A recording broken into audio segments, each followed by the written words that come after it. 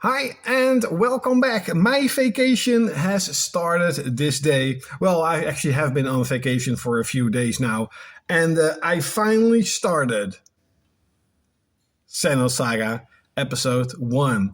I am not entirely sure if I am able mentally to play episode 1, 2, and 3 back to back. Not entirely sure.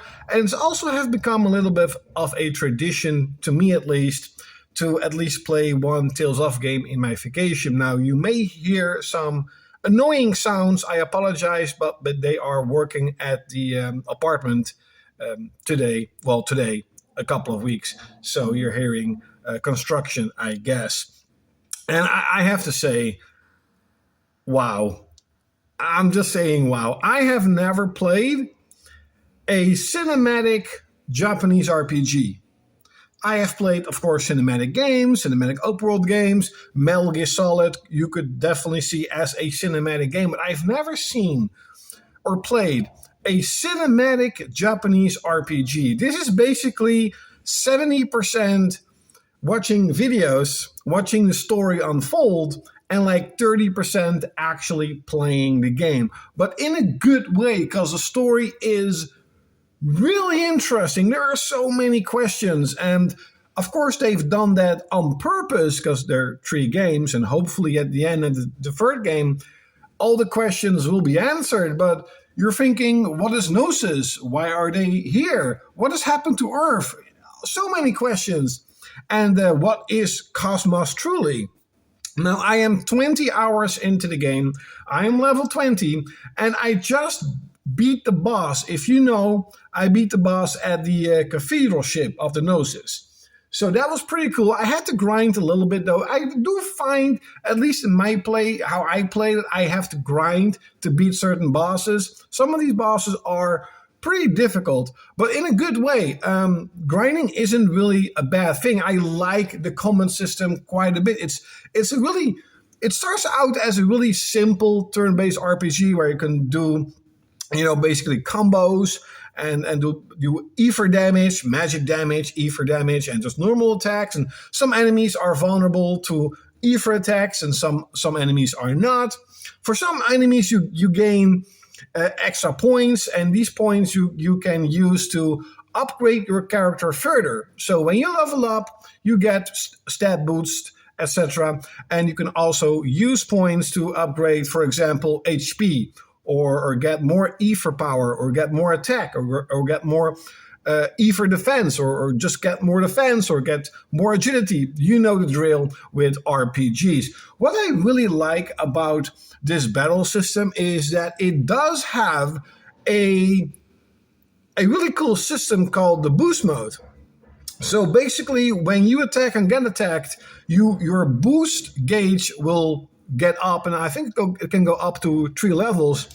And then you can basically skip a turn. Well, yeah, it's basically making the enemy skip a turn. So if you have a boss fight and you're struggling a little bit, and you just have all 3 characters with boost level 3, you can basically skip 9 turns. You can do 9 turns of attack. That is really cool and does add a layer of strategy to the game. There's also mechas that you can get into, but I'll be honest, I have read a little bit online, like, are the mechas actually good? What do you have to do with this? And there are most people who say, well, the mechas are very cool, but the thing is Xion, for example. I use Xion, Cosmos, and Ziggler. Is it Ziggler? The guy, the android guy. Yes, it's Ziggler. Ziggy he's called. And Xion is my healer.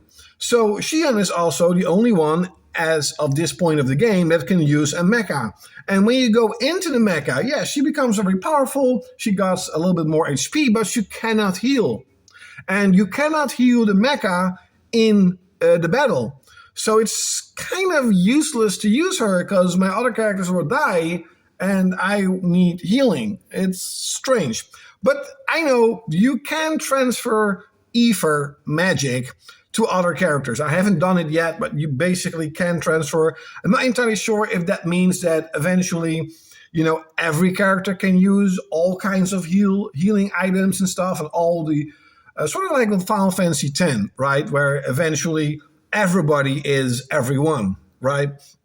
But as of right now, the way I am playing it, at least, I am not really using the mecha, but it is freaking cool because you can customize it quite a bit. It's not Armored Core, but you can customize weapons, armors. It is really freaking cool, and I do feel that I won't say that I'm in the beginning of the game. I'm probably halfway through, I guess, but I haven't really been to like a town hub, you could say, where you can really go on a shopping spree and you really have to sort of buy this and buy that. It's just, a shop here and a shop there. But maybe I grinded so much that even though I'm 20 hours into the game, I'm at the beginning of the game, I'm not entirely sure. I like the music in the game. Every bit of music is really good. It really reminds me of like Star Ocean, space and stuff, like a space opera. However, in dungeons and the one town that I have visited, there were no ambient music. That was a little bit disappointing. But still, all the other music is fantastic.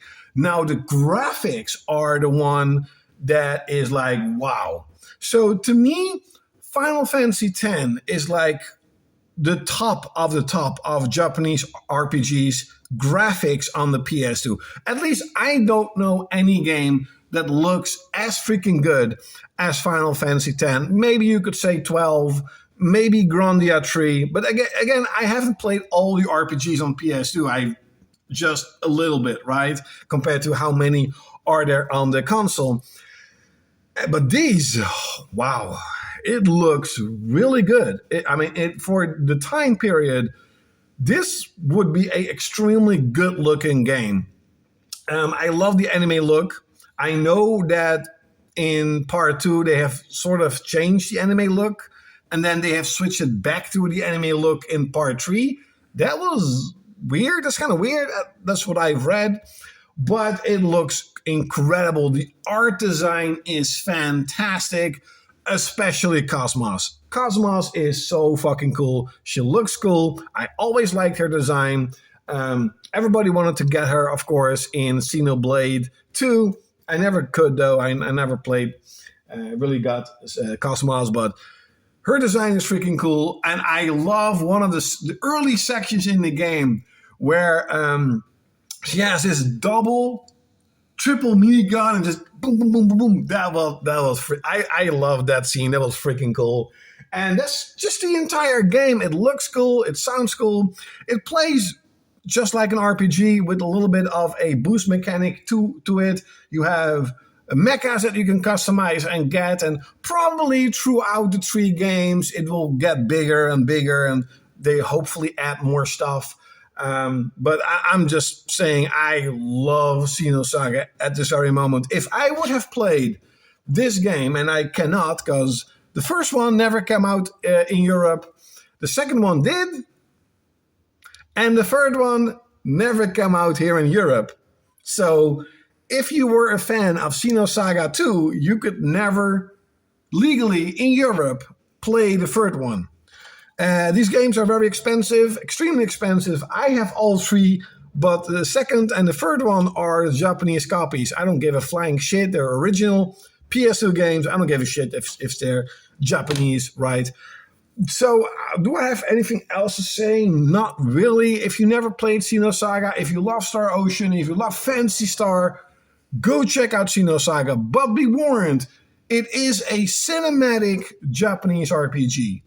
There's a lot of storylines. My food is ready. There's a shit ton of videos to watch. Sometimes 15, 20 minutes, but it is very interesting to watch. There's always something cool happening, and I like the game a lot. This is going to be a very special experience on the PS2. And this is also one of the games, if not the game, that I really wanted to play when I got the MacBook PS2. Leave it in the comments below. Have you played Xenosaga? or just only Xenoblade?